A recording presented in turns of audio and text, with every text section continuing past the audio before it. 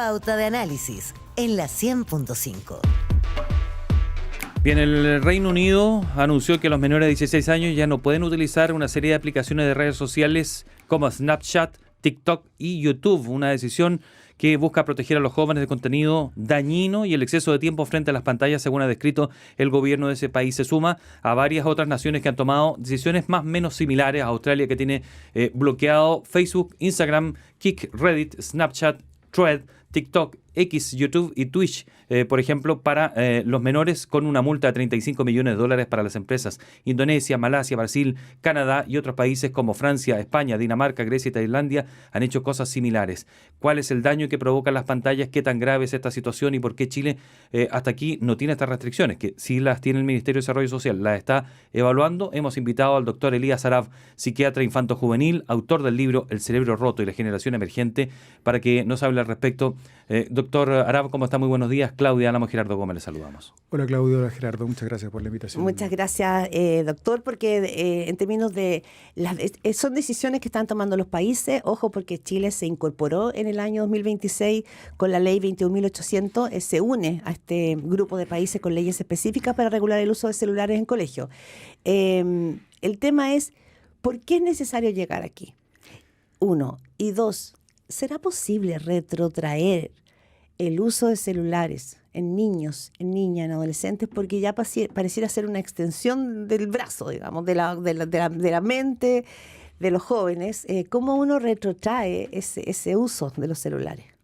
O sea, estamos viviendo hoy en Chile una epidemia de problemas de salud mental en niños y adolescentes. Problemas de salud mental que tienen múltiples causas.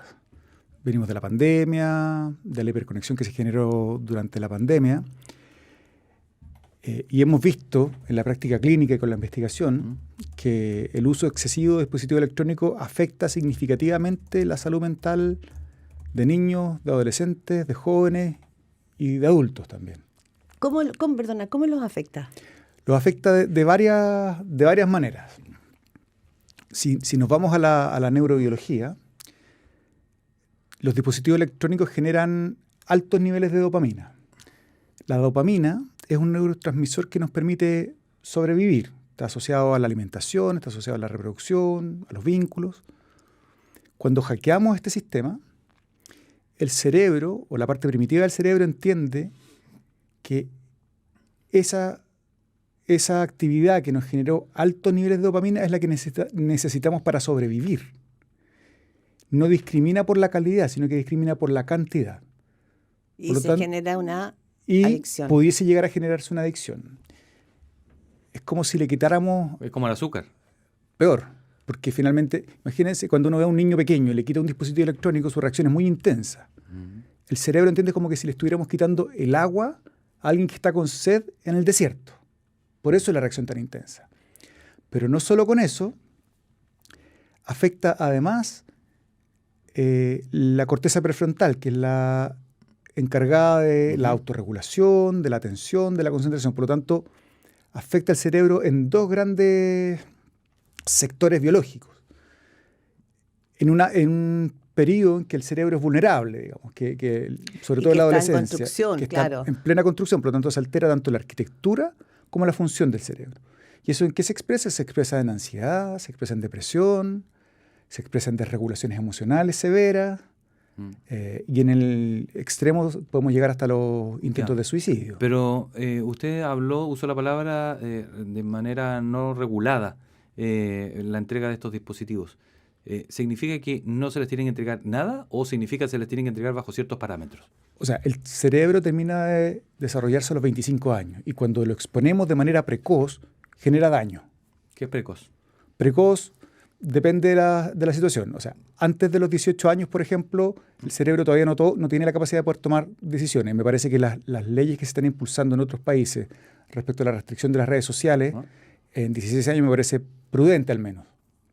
¿Ya? Y eso ha ido progresivamente corriéndose a medida que la investigación y la evidencia nos ha mostrado que esto es dañino. Pero usted dijo de exposición, no todos los países tienen la misma decisión.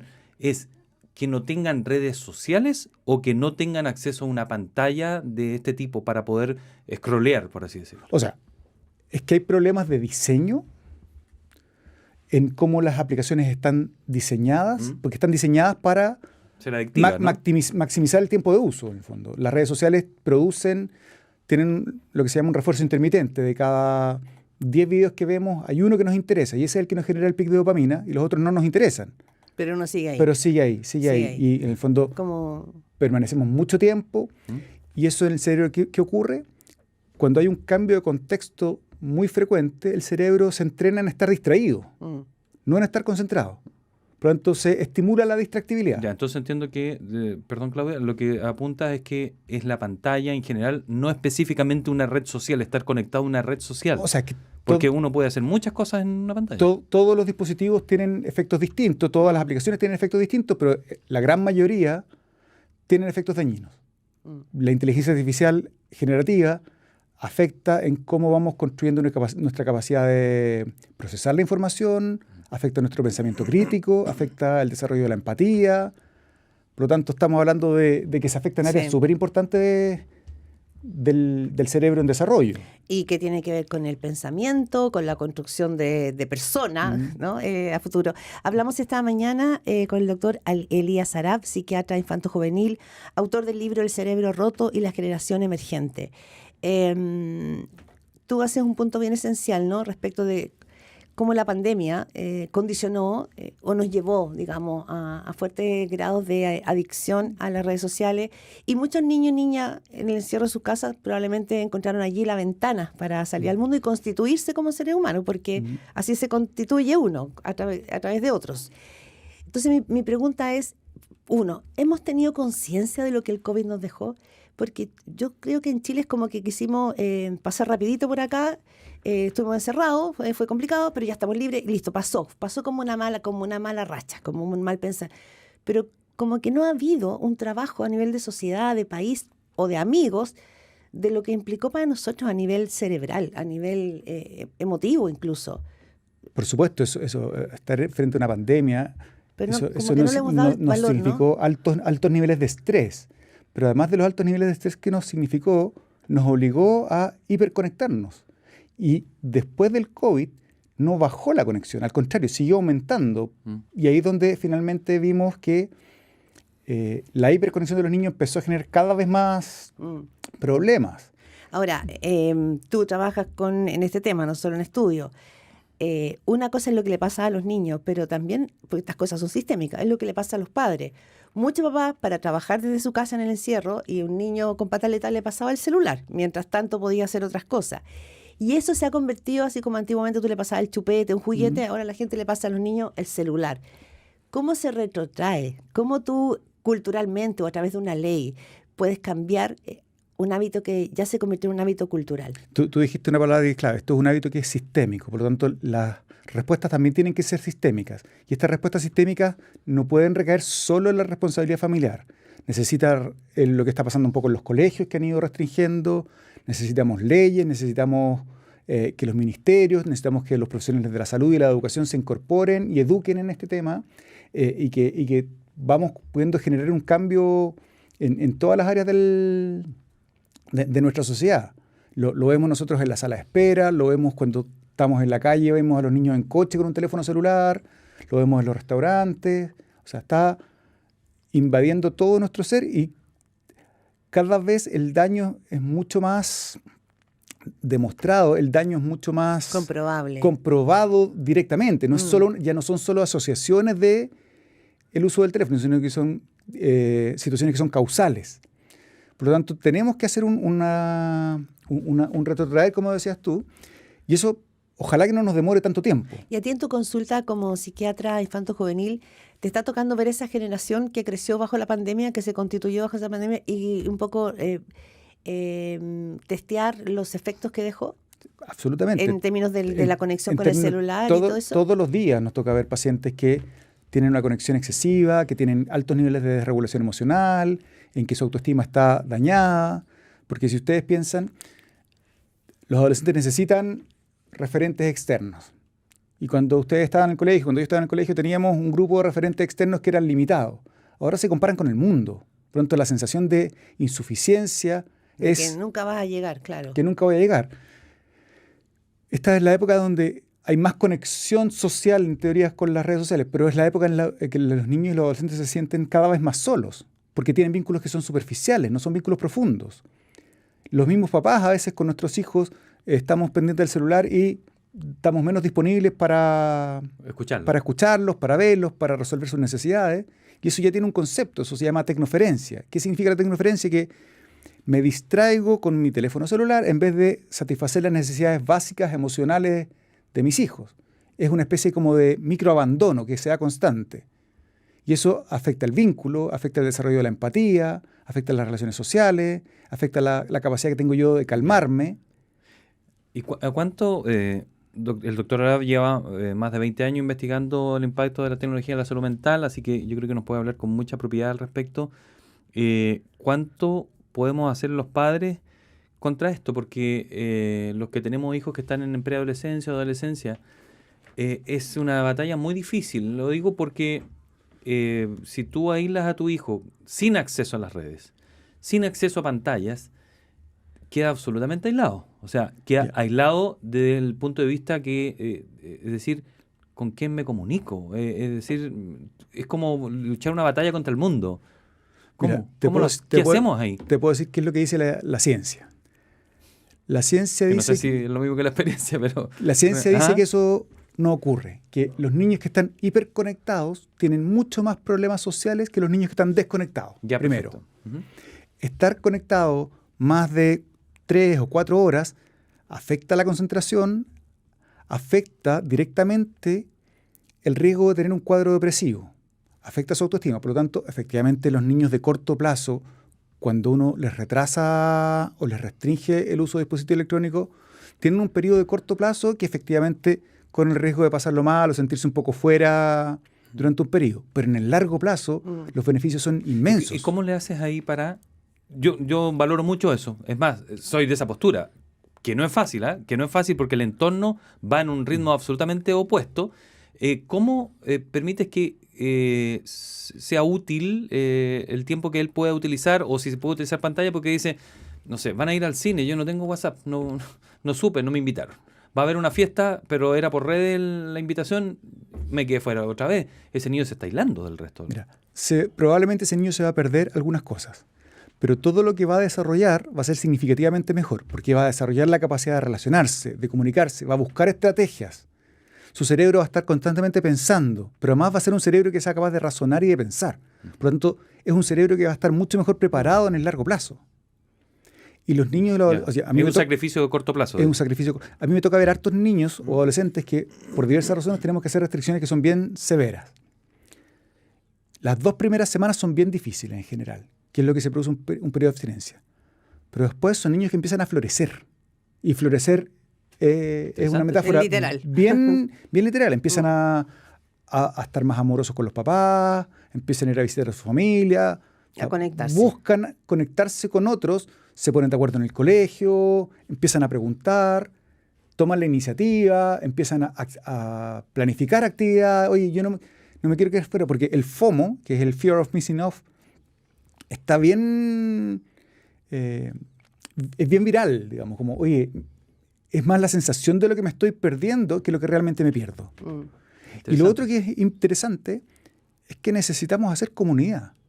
Tal como tú eres un papá que está preocupado por la salud mental y por el desarrollo cerebral de tu hijo, sí, hay varios otros papás que están en lo mismo. Y cuando nos empezamos a unir, cuando nos empezamos a conversar, cuando hacemos pactos como curso, cuando hacemos pactos como familia, empezamos a girar esto hacia el otro sentido, en el fondo, en el sentido de la neuroprotección verdadera. Importante la palabra que usa el doctor Elías Arap, comunidad, que es una palabra que no está de moda ni se está aplicando muchísimo, digamos. Más bien es bien individual, son pequeñas como burbujas. También es importante, yo digo, bueno, si ya hay países importantes, Reino Unido, Australia, que han tomado la decisión de restringir el uso, probablemente se pueda generar un efecto espejo. Y se empieza, pero yo creo que en esas 2 semanas de abstención pueden haber situaciones complejas en los colegios. Que yo digo, tenemos que mirar eso también. Profesores que pueden tener altercados con alumnos, que no quieran entregar el celular. O sea, se va a generar una suerte como de mini rebelión porque ya la adicción ya está. Sí, mira. Eso ya lo vivimos. ¿Sí? El año pasado, cuando iban a implementar la ley de restricción del uso del celular, había mucho temor. La verdad es que lo que No fue pasó en la tanto. práctica no fue tanto. Además, al revés, la cantidad de tiempo que los profesores corrigen, pelean, restringen, cuando los niños cuando tienen que restringir a 30, el profesor no tiene tiempo para hacer clases, está todo el día corrigiendo, tampoco tiene tiempo para vincularse con sus alumnos. Por lo tanto, sacamos esto y podemos volver a la vida real. Por lo tanto, estamos hablando de situaciones que son bien profundas en términos del cambio social que Esto necesitamos sería como, producir. finalmente es como un rescate a la generación más chica. Esto, O sea, esto es ir a rescatar a los jóvenes, a los niños, a los jóvenes. A los chicos, a los adultos y a los que vienen.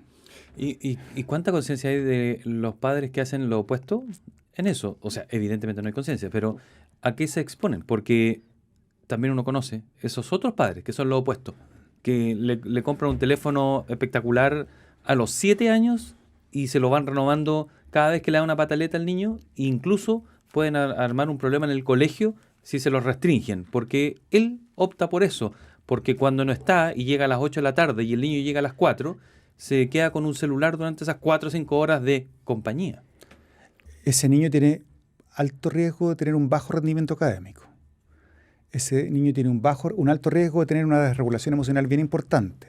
Tiene alto riesgo de depresión. Su autoestima, con todo esto que está pasando, va a estar baja. Tiene riesgo de adicción a la pornografía, tiene riesgo de adicción a las apuestas en línea y más adelante tiene riesgo de adicción a sustancias. Ya los adolescentes no van al supermercado a comprar alcohol, lo piden por el teléfono. Sí. Ya no van a donde el dealer a comprar marihuana, lo piden por el teléfono. Por lo tanto, le estamos dando acceso a cosas que son de altísimo riesgo. Yo siempre cuando voy a alguna charla les pregunto, oye, ¿qué papá le contrataría un canal de pornografía a su hijo para que viera en la pieza?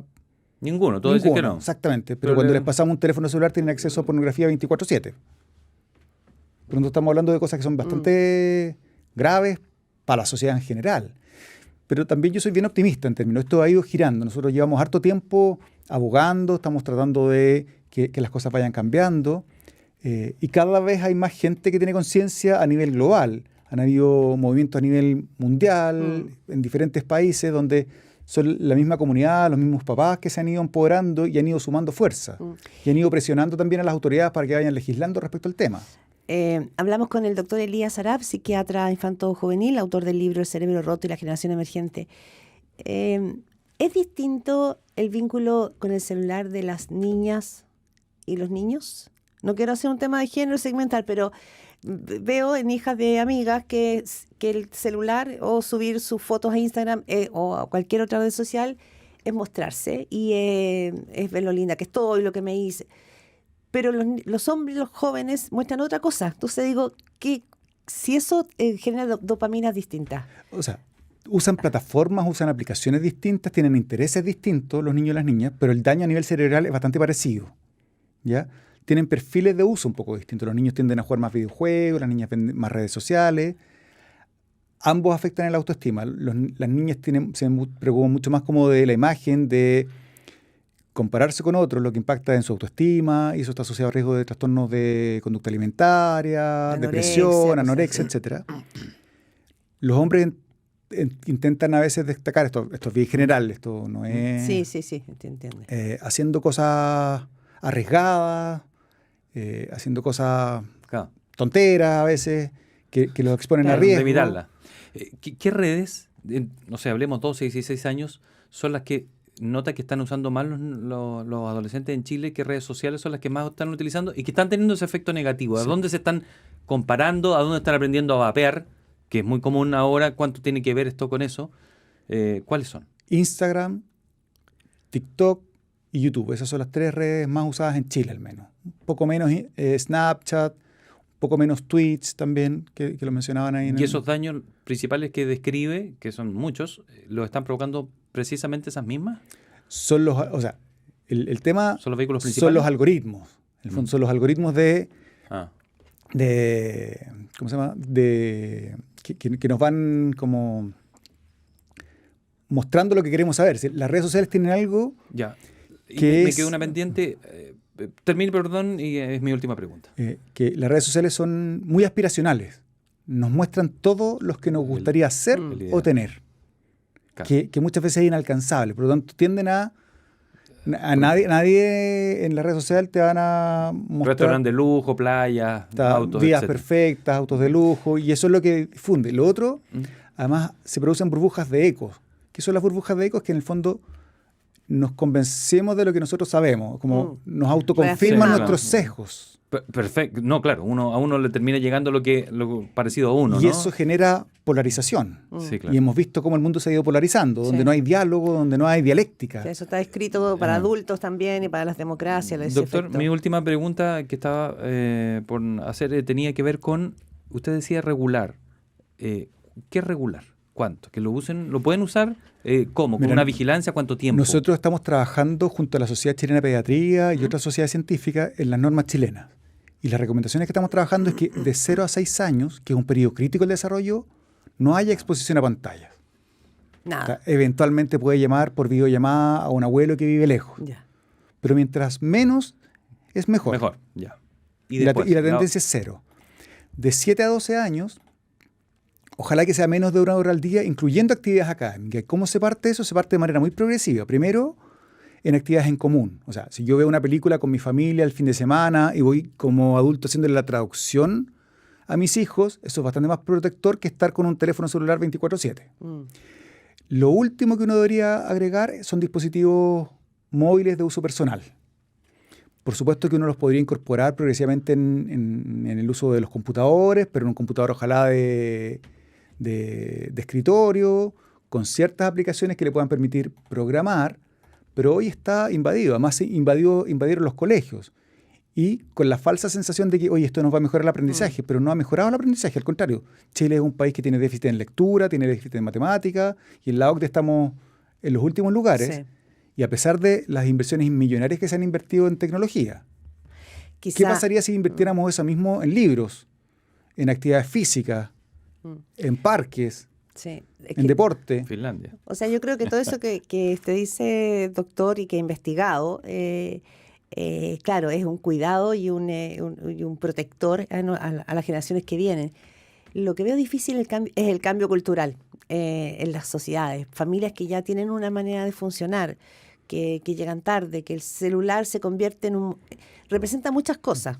Comunicarse con los hijos porque llegan tarde del trabajo, que no molesten porque uno también tiene que hacer cosas. O sea, hay también un nivel de estrés en la sociedad chilena y de problemas mentales que Sí, por supuesto. exterioriza. Estamos viviendo lo que Byung-Chul Han dice, la sociedad del cansancio, la Claro. sociedad del rendimiento, Sí. en que ya no somos explotados por otros, sino que somos explotados por nosotros mismos. Tal cual.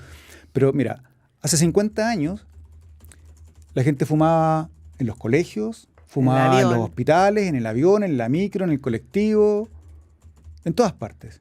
Y hoy eso nos parece aberrante. Mi lucha es porque no nos demoremos 50 años. Es porque podamos conseguir eso antes y podamos proteger los cerebros en desarrollo. Por lo tanto, yo creo que vamos por buen camino. Necesitamos seguir sumando fuerzas para que esto se genere un movimiento mucho más grande y potente, porque finalmente estamos... Los que tienen el control y el poder hoy son las 7 empresas tecnológicas más grandes del mundo. Sí, Los 7 fantásticos, los 7 fantásticos se llaman Sí. en Estados Unidos. O Por lo- lo tanto, ay, Bien. también algunos le llaman los jinetes del apocalipsis. Doctor Elías doc- Sarab, psiquiatra infanto-juvenil, autor del libro El cerebro roto de la generación emergente, 20 años estudiando el impacto de la tecnología en la salud mental. Esperamos que nuestros auditores tomen de verdad lo que han escuchado y lo incorporen en su sí, vida. Muchas gracias, esa es Elías. la idea, que podamos como abrir las conversaciones, que abrir el diálogo, porque si ya estamos dialogando, volvemos a la dialéctica socrática, así como, Claro. oye, una Vamos tesis, avanzando. una Sí, antitesis y una comunidad. síntesis, y volvemos a ser comunidad. Gracias, que esté muy bien, Gracias, doctor. Gracias a doctor ustedes. Arap.